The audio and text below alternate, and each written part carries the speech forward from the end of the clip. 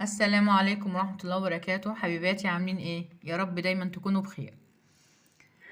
طبعا انا جايبه لكم صورة دلوقتي على المخيلات اللي عندي. انا بس بوريكم ان انا عندي الحمد لله، ولازم تكون اي ست شاطرة يكون عندها الحاجات دي في البيت. ما تخليش انك انت تطلعي تشتري ولا حد يشتري المخللات، لازم تعملي كل حاجة بايدك في البيت. انا ده عامله جزر، طبعا ما عملتش الجزر معاكم، ان شاء الله هعمله. ودوت ليمون معصفر، وده لفت برضو ان شاء الله هعمله. وده طبعا اللي ورا دوت زيتون عاملينه مع بعض الاخضر. طب ايه الجديد يا ستي يا شملوله؟ عاوزه ايه يعني؟ جايه تورينا كده ليه؟ اصبروا عليا بس. انا هوريكم دلوقتي احلى حاجه. جبت زيتون اسمر وعملته احلى واجمل من بتاع بره. هتاكلي زيتون اسمر في خلال 10 ايام. زيتون والله ما هتعمليه منها، مش هتشتري من بره تاني، طول عمرك هتعمليه في البيت. ما تنسونيش في اللايك والاشتراك في القناة قبل ما ندخل على الفيديو. ويلا بينا ندخل نشوف هنعمل ايه. انا نزلت السوق لقيت جميل ما شاء الله زيتون حلو قوي بيلمع كده. جبت 2 كيلو وقلت اعمله معاكم. انت مش هتعملي اكتر حاجه اكتر من انك انت تغسليه غسله كويسه وتسيبهولي بقى مبلول كده. ويلا بينا هنشتغل فيه. دول 2 كيلو حبايبي. ده انا عاوزه لهم كيس ملح. بص وريهولك بيلمع وجميل ازاي. كان طازه وحلو قوي، ما كانش دبلان ولا حاجه. انا جايبه كيلو من ده ب10. انا هحتاج ليهم ده كيس ملح هحطه عليه. ده الكيس ده انا واخده منه شويه، فانا هكمل من كيس تاني. طبعا هتقولي لي كيس ملح كتير عليه، هقول لك يعني اللي هيتخلل قد ما هيتخلل، والباقي هو هينزله في ميته اللي هتنزل. ما تخافيش مش هيحدق ولا اي حاجه. دي طريقتي انا، وما شاء الله دي طول عمري بخلله كده، وطول عمري الزيتون بيطلع زي الفل. ولا بضطر اجيب من بره الزيتون اللي هو طبعا معظم الزيتون اللي بره اللي بيتباع الاسمر ده مسبوغ ومش صحي خالص.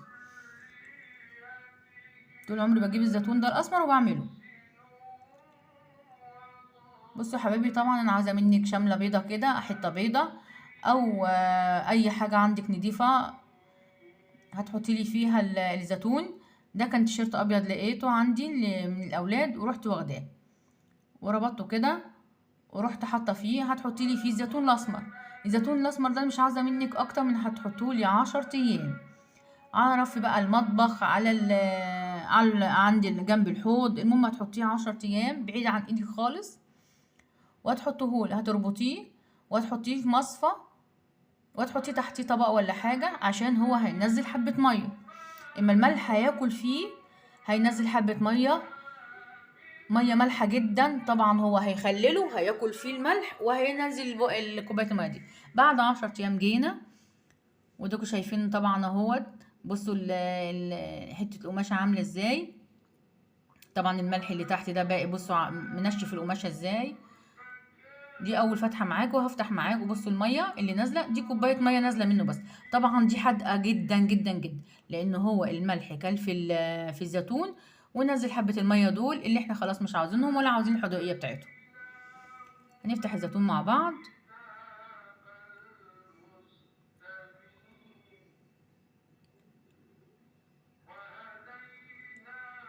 هتلاقي طبعا بواقي ملح عليه. ده كله ده مش عايزينه، هننزله دلوقتي وخلاص كده. دوت شكرا بقى. حته القماشه دي خلاص مش عاوزينها. والله عاوزه تغسليها وتعينيها كل سنه او كل ما تحبي تعملي زيتون اسمر اعملي براحتك. ده يا حبايبي كده هنحتاج. انا غاليه ميه في الكتل عشان عاوزه اشطف الزيتون. دي شطفه حلوه بالميه السخنه. بصوا الزيتون بوريلكم كرمش ازاي. الملح واكل فيه عشان يخلله. فهو طبعا ملح مكرمشه شويه. ده كله هيتعدل كله دلوقتي بالميه السخنه. هنغسله غسله حلوه بالميه السخنه. واذا كان في حبه ملح فيه ولا حاجه هينزلوا. هنحطه دلوقتي في الحوض واغسله غسله حلوه بالميه السخنه. تشطفيه بس كده شطفه حلوه.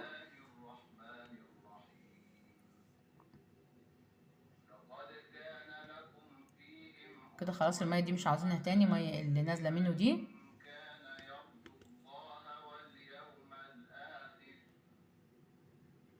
اهو شطف شطفه كويسه كده. اي ملح زايد اي حاجة فيه هتروح نازلة. بس كده خلاص.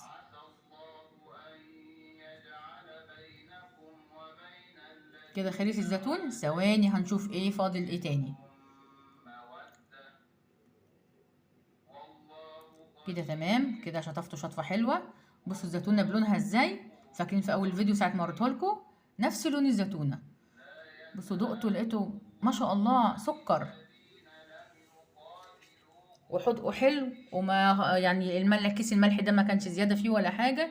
اي ملح فيه زيادة بينزل في المية. يا حبايبي يلا هنشوف هنعمل بقى ايه. هناخده على المطبخ بتاعنا.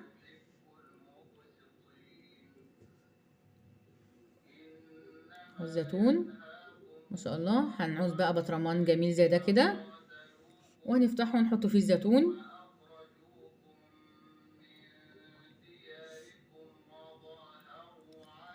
لازم بيتك يكون مليان خير من ده. مش كل حاجة تشتري وتجري على المحلات تشتري، ما تعرفيش الحاجات دي معمولة ازاي، بإيد مين معمولة ولا محطوطة ازاي. اي حاجة في امكانك تعمليها اعمليها في بيتك.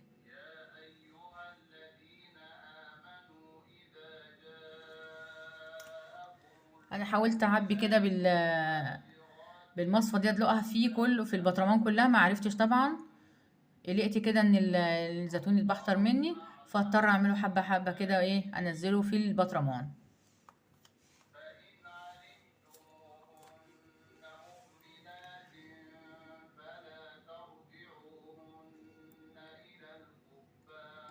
تمام. كده هنحتاج له ايه بقى؟ اي زيت نضيف عندك. انا عايزه كوبايتين زيت منك وكوبايه خل. اي زيت نضيف. انا هحط له زيت ذره. لو انت عندك زيت نضيف تاني بتستعمليه حطي، مش مشكله، زيت ذره يعني. في ناس تقول حطي زيت زيتون. لا، طب ما هو زيتون انا احط له ليه زيت زيتون؟ اي زيت عندك نضيف حطيه.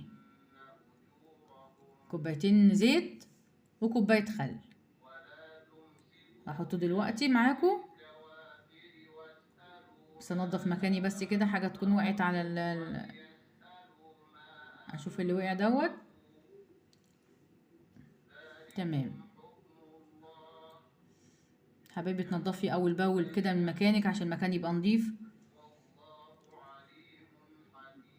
ده زيت ذرة لقيته عندي. حطيت طبعا مع كوبايتين زيت، اي زيت نضيف عندك، وكوبايه خل معاه.